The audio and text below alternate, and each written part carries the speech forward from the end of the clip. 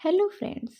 आज मैं आप सबके लिए लेकर आई हूँ एक महान लेखक मुंशी प्रेमचंद जी के कहानियों के संकलन में से एक बेहद ही दिलचस्प कहानी दूसरी शादी। इसे सुनने से पहले आप मेरे चैनल को लाइक और सब्सक्राइब कर दीजिए। तो चलिए आइए शुरू करते हैं यह अमर कहानी दूसरी शादी। जब मैं अपने 4 साल के लड़के राम स्वरूप को गौर से देखता हूँ तो ऐसा मालूम होता है कि उसमें वह भोलापन और आकर्षण रहा ही नहीं जो कि 2 साल पहले था। वह मुझे अपने सुर्ख और संजीदा आंखों से घूरता हुआ नजर आता है। उसकी इस हालत को देखकर मेरा तो कलेजा ही कांप उठता है और मुझे वह वादा याद आता है जो मैंने 2 साल हुए उसकी माँ के साथ, जब वह मृत्यु की सैया पर थी, किया हुआ था। आदमी इतना स्वार्थी और अपनी इंद्रियों का इतना गुलाम है कि अपना फर्ज किसी वक्त वो महसूस करता है और किसी वक्त नहीं। उस दिन जबकि डॉक्टर नाउम्मीद हो चुके थे, उसने रोते हुए मुझसे पूछा था, क्या तुम दूसरी शादी कर लोगे? ज़रूर कर लेना। फिर चौंक कर कहा, मेरे राम का क्या होगा? उसका थोड़ा ख्याल रखना और अगर हो सके तो। मैंने तुरंत ही कहा, हाँ हाँ, मैं वादा करता हूँ कि मैं कभी दूसरी शादी नहीं करूँगा। और रामस्वरूप, तुम उसकी फिक्र ही ना करना, ठीक है? क्योंकि मैं उसका बहुत ध्यान रखूँगा। क्या तुम अच्छी कभी नहीं होगी क्या? तुम ज़रूर अच्छी हो जाओगी। उसने मेरी तरफ प्यार से देखकर ये सब कहा था और फिर उसने अपना हाथ ढीला छोड़ दिया, जैसे उसने कहा हो अलविदा। और 2 मिनट बाद ही वह इस दुनिया को छोड़कर चली गई। मेरी आंखों में तो अंधेरा सा हो गया। रामस्वरूप बेमाँ का हो गया। 2-3 दिन उसके कलेजे से मैं चिपटा कर रखा रहा। आखिरी छुट्टी पर जब हुई तो उसे पिताजी के सुपुर्द करके मैं फिर से अपनी ड्यूटी पर चला गया। 2-3 महीने दिल बहुत ही उदास रहा। नौकरी भी करना ही था क्योंकि इसके सिवाय तो कुछ और चारा ही नहीं था। पर बेमन से उदास होकर करता रहा। दिल में कई मंसूबे बांधता रहा। 2-3 साल नौकरी करके रुपया लेकर दुनिया की सैर करने को मैं निकल जाऊंगा। ये करूंगा वो करूंगा। अब कहीं दिल ही नहीं लगता था। घर से बराबर खत आ रहे थे कि फलाम फलाम जगह से निमंत्रण आ रहे हैं। आदमी बहुत ही अच्छे हैं। लड़की अक्ल से खूब तेज है, खूबसूरत है। पर ऐसी जगह नहीं मिलेगी कि कुछ ही और करना पड़े। शादी तो खैर करना ही है, कर लो ना। हर बात में मेरी राय पूछी जाती थी, लेकिन मैं तो बारंबार इनकार किया करता था।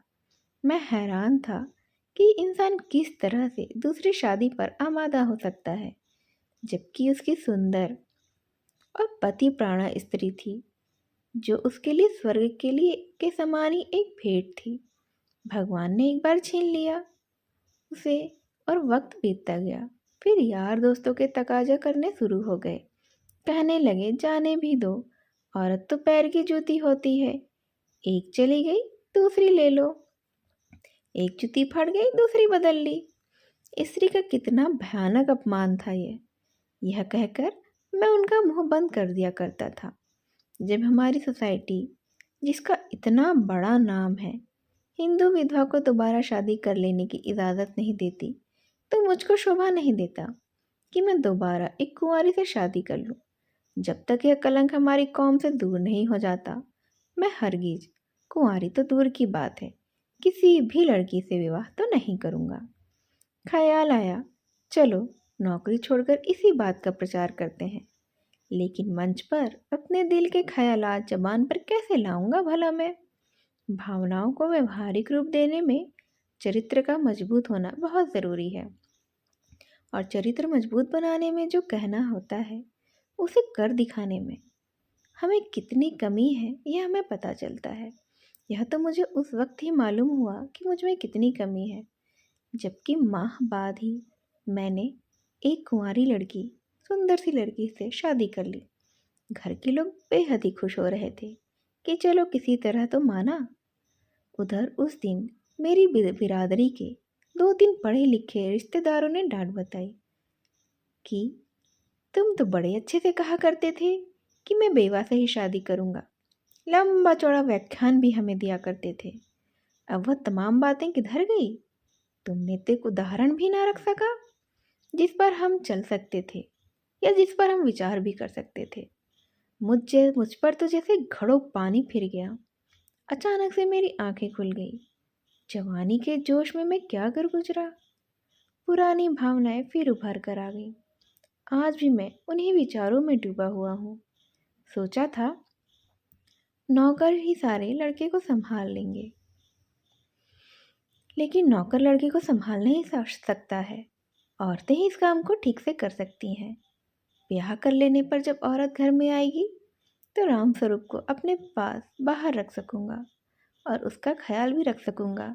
इतना ही तो विचार किया था, लेकिन वह सब कुछ तो गलत अक्षर की तरह ही मिट गया। रामस्वरूप को आज फिर वापस से गांव में पिताजी के पास भेजने पर मैं मजबूर हूँ। क्यों? यह तो किसी से छिपा ही नहीं है। औरत का अपना सौतेले बेटे से प्यार करना एक असंभव सी बात है। ब्याह के मौके पर सुना था लड़की बड़ी नेक है, सज्जनों का ख्याल था, बड़े अच्छे से बच्चे का ख्याल रखेगी और अपने बेटे की तरह ही उसे समझेगी। लेकिन सब झूठ। औरत चाहे कितनी भी नेक दिल हो जाए, वह कभी भी अपने सौतेले बच्चे से प्यार नहीं कर सकती है। और यह हार्दिक दुख वह वादा तोड़ने की सज़ा है जो कि मैंने एक नेक बीवी से उसके अंतिम समय में, उसके आखिरी वक्त में किया था।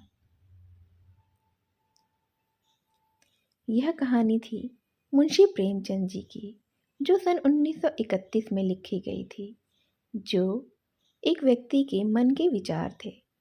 इस कहानी को ध्यान से सुनने के लिए आप सभी का धन्यवाद।